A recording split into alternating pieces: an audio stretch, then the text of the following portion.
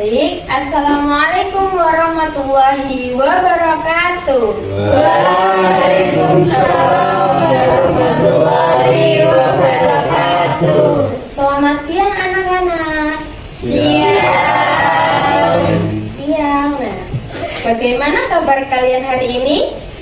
Alhamdulillah baik.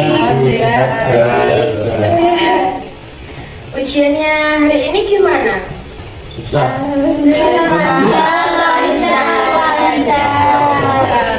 Oh, yang bilang lancar ini pasti di rumah udah belajar. Yang bilang Saya kan anak pintar. oh, Teman. nah, sebelumnya di sini Ibu absen dulu ya. Iya. Andini, Penisa, Elvara, Nur Aryani, Divo, Garin, Davian. Alhamdulillah. Hari ini hadir semua. Terima kasih banyak ya. Apakah ada yang tahu kita akan melakukan apa pada siang hari ini di ruangan ini? Tidak tahu. Ya, sebelumnya Ibu kasih tahu dulu ya. Hari ini kita akan melakukan bimbingan kelompok. Belum tahu ya? Nah, bimbingan kelompok di sini Ibu akan jelaskan secara ringkas saja supaya kalian mudah pahami ya. Nah, bimbingan kelompok itu bimbingan yang dilakukan secara kelompok, di mana konselor, Ibu sebagai konselor dan kalian sebagai konseling, di mana konselor memfasilitasi konseling untuk saling bertukar pikiran dan juga mengembangkan kemampuan. Bisa dipahami? Bisa. Nah, lalu ada yang tahu nggak tujuannya apa? Belum tahu. Belum tahu.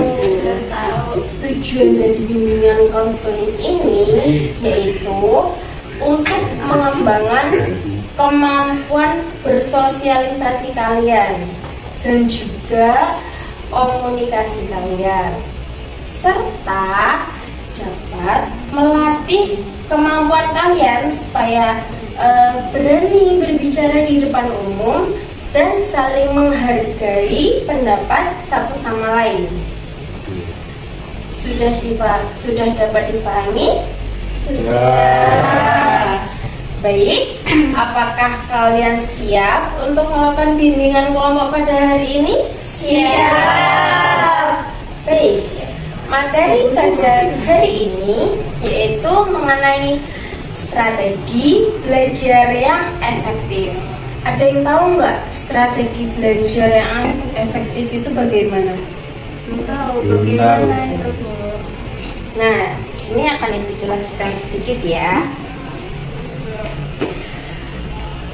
Strategi belajar efektif adalah serangkaian cara, langkah, atau metode yang disusun secara sistematis untuk membantu peserta didik mencapai tujuan belajarnya secara optimal.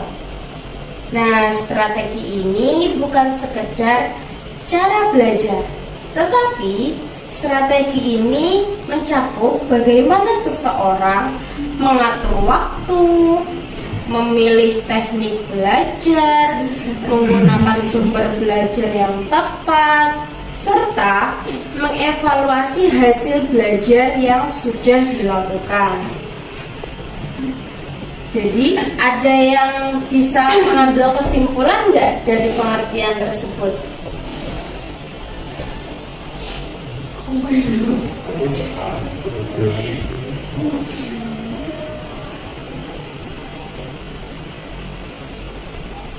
Nah, strategi belajar efektif itu penting nggak menurut kalian? Penting. Buat apa?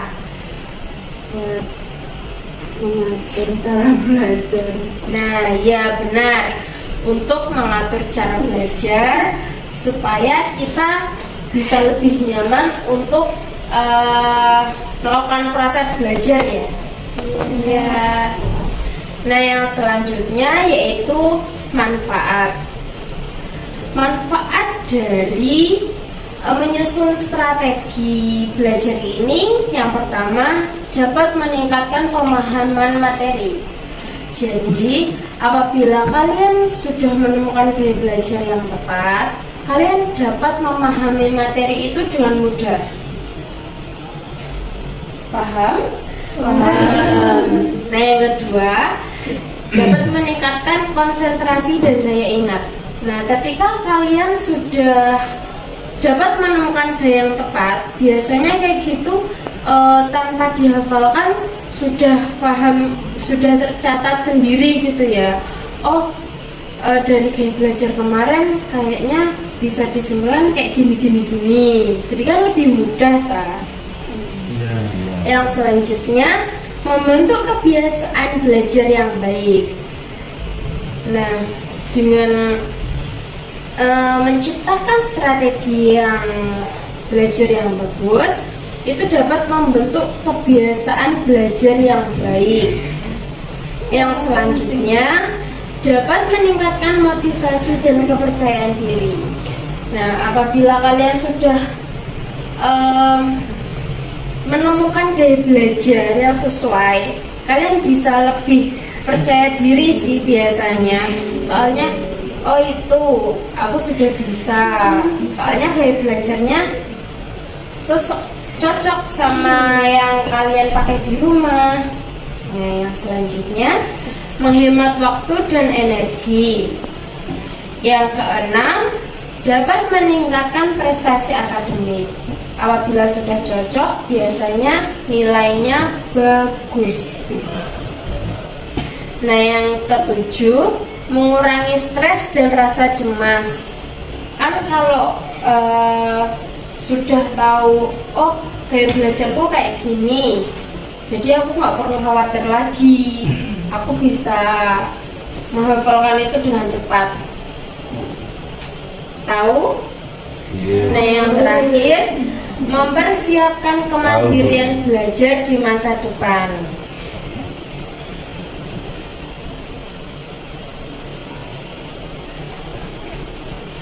Nah, yang selanjutnya yaitu ada jenis gaya belajar. Siapa yang mau baca? Iya, Diko, yuk baca. Gaya belajar visual adalah cara belajar dengan mengutamakan indera penglihatan. 2. Gaya belajar auditori adalah cara belajar dengan mengutamakan indera pendengaran. 3. Gaya belajar kinestetik adalah cara belajar dengan mengutamakan gerakan dan pengalaman langsung. Nah, terima kasih. Baik, jenis gaya belajar di sini ada 3 ya.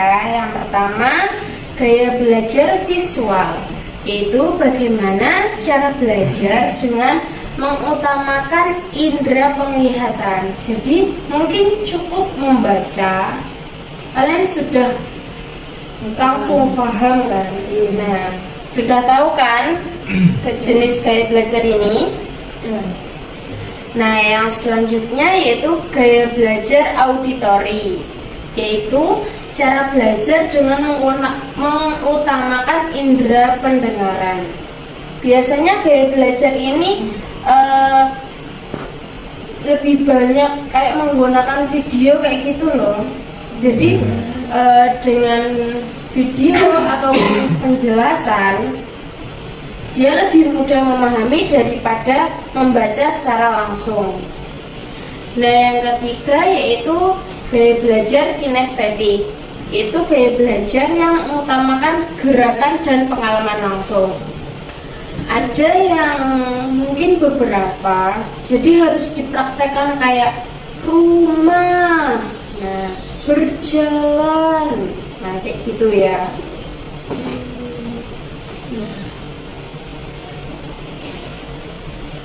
Baik, mungkin cukup itu materi hari ini. Apakah ada yang ditanyakan atau kurang jelas? Sudah cukup paham ya semuanya. Baik, selanjutnya Ibu minta masing-masing dari kalian satu persatu menceritakan gaya belajar yang sering kalian gunakan atau kalian sukai di rumah. Bisa? Bisa. Sudah paham kan seperti apa? Sudah. Ya, dimulai dari Mas Garin. Saya lebih suka pakai video Bu saat menerangkan belajarnya. Ya, bagus. Selanjutnya, Mbak Venesia. Kalau saya lebih suka belajar sambil dengerin musik. Ya, bagus. Selanjutnya, Elvara. Kalau saya juga sambil mendengarkan musik. Ya, bagus. Selanjutnya, Mbak Nur Aryani. Saya lebih suka dengerin musik juga sama kayak mereka. Ya, sama ya, berarti bertiga mesti ya. Iya. Mesti kan? Ya. Selanjutnya, Divo. Saya lebih suka Mendengarkan musik. Ya. Selanjutnya, Mbak Dini. Oh, sama. Besti ini bagaimana? Iya. Ayo terakhir, Saya Mas Dartian. sesuai kondisi Bu. Kadang saya suka mendengarkan musik sambil belajar, terus belajar sambil tidak mendengarkan musik. Ya. Bagus. Berarti di sini kan macam-macam ya, nggak cuma satu saja. Iya. Nah, di sini Ibu akan memberikan kalian lembar kerja peserta didik. Nah, ini dikerjakan. Nanti yang akan ada yang Ibu tunjuk untuk membacakan di depan teman-temannya, yaitu menjelaskan, oh aku tuh kayak gini-gini, menurut aku kayak gini. Bisa dipahami? Bisa.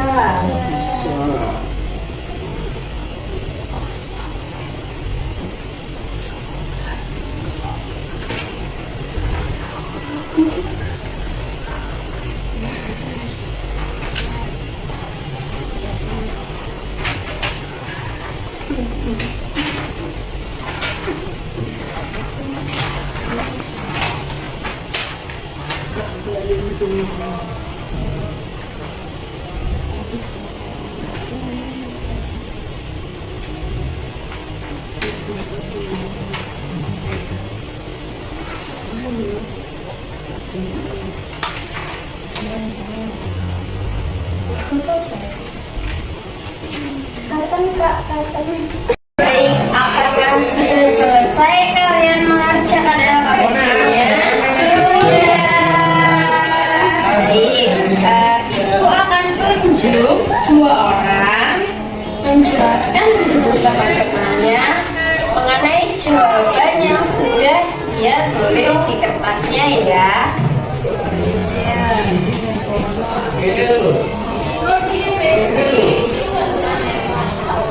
Elvara, ayo mana? Ya, di sini. Ada di sini, sini.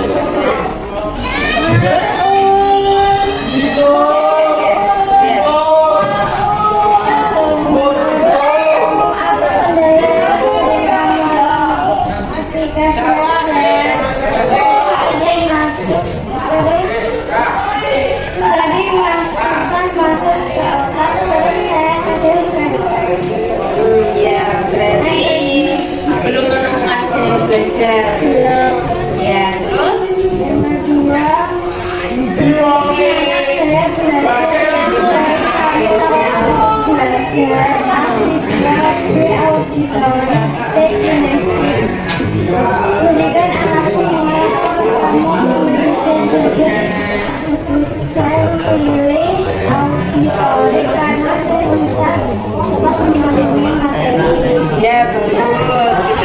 belum mulai menemukan. Terus alasannya Jadi saya belajar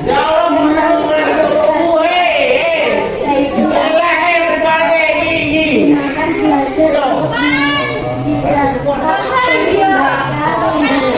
iya bagus. Selanjutnya terakhir melakukan minggu ini supaya belajar lebih efektif, mengurangi bermain HP, belajar selalu membaca buku dan membaca. beri tepuk tangan. Terima kasih Farah.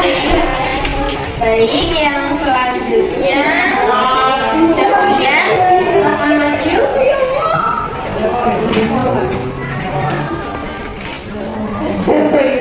Menurut kamu kendala yang paling sering kamu alami ketika belajar?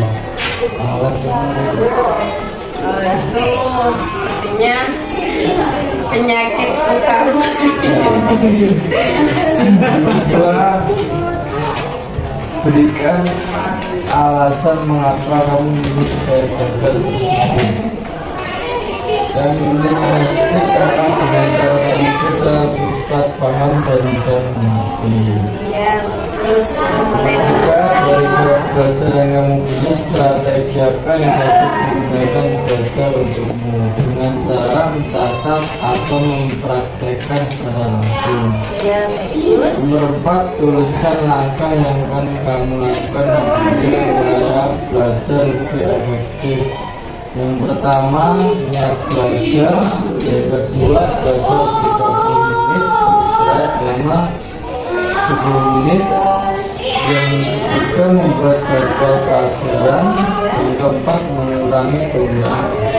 Baik, beri tepuk tangan. Terima kasih Dawian. Ya, hari Nah, berarti jadi dua sahabat teman kita hari ini, kita ini sudah mulai menemukan ya gaya belajarnya masing-masing. Dan Ibu harap apa yang kalian jawab tadi sesuai dengan apa yang kalian rasakan. Nah, untuk langkah-langkahnya silahkan diterapkan mulai hari ini di rumah ya. Dan semoga hasilnya itu bisa baik dan sesuai yang kalian harapkan. Dan jika itu belum baik, evaluasi lagi